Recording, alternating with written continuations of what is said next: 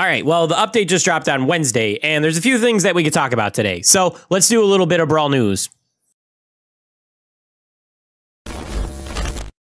What's going on, Jam Fam, and welcome back to the Gaming Station. So for this edition of Brawl News, I want to focus mainly on the update things. We'll touch on some esports towards the end of it, but there isn't much happening there right now because we're kind of between the monthly finals at the moment. But let's get started on the update stuff right now. So the first thing is kind of like a PSA. Just make sure you get your quests done by Sunday. If you don't get them done by Sunday, you're going to lose out on those tokens, as that's the official start of the next Brawl Pass season. I personally have been slacking a little bit by my standards, and I have a bunch to get done still, and I just want to throw that out there as a reminder to you guys as well. Next up, the Power League season for this Brawl Pass is over. That means if you didn't get the 50 wins to get the option to buy Jet Ski Jackie, she's locked off from you forever, unfortunately. However, with the start of the next Power League season, you're only going to require 30 wins to unlock the skin in your shop, which is a really nice change. I kind of wish they would go back to what they did in the first season, when all you needed to do was play Power League to unlock the skin. To me, that was better because it felt like less of a chore, and I didn't really have to worry too much about losing games. Like, yes, I still wanted to win, but if I lost, it wasn't the end of the world. Now, when you have to win, it can be really frustrating, especially when you go on like a really long losing streak and you just feel like you're grinding out games for no reason. But still, they reduced the number of wins we need, so everybody should be unlocking the skin a little bit easier. Also, if you didn't notice the changes next season, they're removing Siege from Power League, and they're reducing the map pool from 4 to 3 maps per mode. The reduced map pool is nice, but I'm not a huge fan of Siege being removed from rotation, as it's one of my preferred modes, and it has some of the more diverse maps and metas. Let me know what you guys think about this change down in the comments, though. Also, with the update, they released balance changes as well. Obviously, I'm not going to go over all the balance changes again, as I just did a video on that. So if you want to hear my thoughts on those and you haven't checked that out yet, go check that out. But there were 2 changes that they either added last minute or they didn't tell the content creators about. And the first one was that Byron and Bibi can now activate their gadgets before they lose their health. This is a pretty nice change, as you can now use your gadget when you know you're going to take damage. For example, when you're playing Bibi and you start to push up the map. Obviously, it's not going to make them meta or anything because it literally doesn't change anything about the gadget, just when you can activate it. However, there was one big change, and that is that Brock got a 10% damage buff to his main attack. This is a really sizable buff, as now he does like 1800 damage with each attack, and alongside that, his second gadget now does like 2700 damage or something like that. And the reason why these are really big changes is now Brock can pretty much 2 or 3 shot almost every brawler in the game that isn't a tank. And his second gadget is pretty overpowered again, because now it does like the same amount of damage it did when it was first released, and they nerfed it pretty heavily after that. So now is the time to push your Brocks, and if you see a Brock in game, don't sleep on them because they can mess you up pretty easily now. All right, now the big topic that a lot of people are talking about, Showdown Plus. If you've been living under a rock, this is the new version of Showdown that rewards trophies for the number of kills that you get, and you also lose a trophy when you die. Now, Frank was asked why you lose the trophy when you die, and he replied it's basically to try to counteract trophy inflation that might be brought about by this new mode.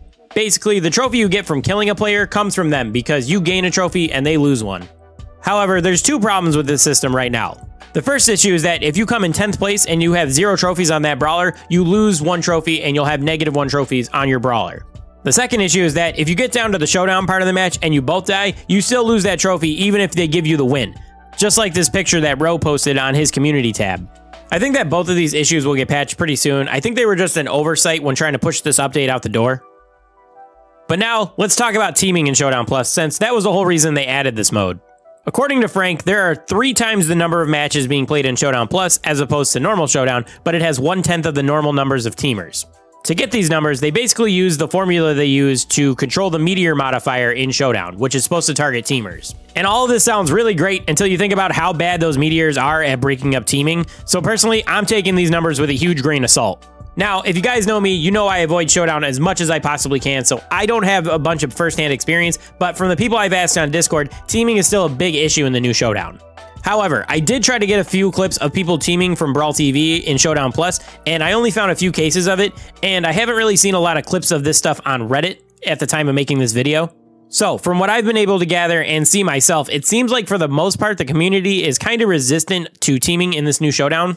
However, I'm going to admit it's pretty anecdotal evidence since, like I said, I've only watched a handful of Showdown matches, and I personally don't play Showdown unless I have to. So feel free to comment your experience with Showdown Plus down below as well.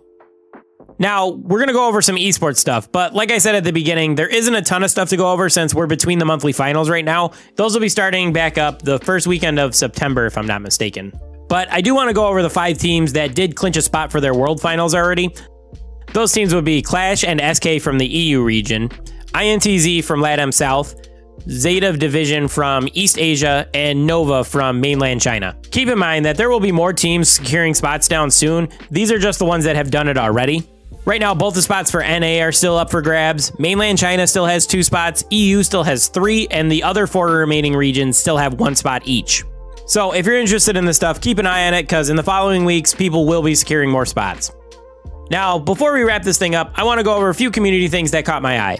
First off, Flying Line over on Reddit posted down a breakdown for all the values for every Brawl Pass that's been released, and including the one that's upcoming. When I messaged him to ask if I could cover this in the video, he told me that he made a mistake on the first 2 seasons and that their values are boosted by 50 gems because he included pin packs when those didn't actually have pin packs included in them. But why I like this post is because it shows that as the seasons go on, the devs are starting to increase the value of the pass more and more. And it's nice to see that we're getting stuff like pin packs and better skins like Surfer Carl being added as time goes on. So again, thank you Flying Line for letting me cover this. You guys, I left a link to Flying Line's Twitter down in the description. Make sure you go follow him on Twitter and check out his post over on Reddit. And the last community thing I wanted to go over is I wanted to give a shout out to Z Replays. This dude has some high quality guides and he gives them in a very quick and clean manner. I've given him a shout out on my community tab before, but I just wanted to follow it up again and tell you guys you should be checking him out because he has some great quality content. But that's all I've got to go over today. If there's anything I didn't add to this video and you want to talk about it, make sure you drop that down in the comments. And if you enjoyed the video, drop a like. I know I don't do these Brawl News videos very often because personally, I feel like it's very easy content to just phone in. So I try to make sure there's things that I actually want to talk about before doing them. But if it's something you guys would like to see more of, just let me know. And I can see if I could try to get these out a little more consistently, but still try to keep them high quality or something like that. Anyway, that's going to do it for this one. I want to thank you guys for watching, and I'll catch you guys in the next one. Peace.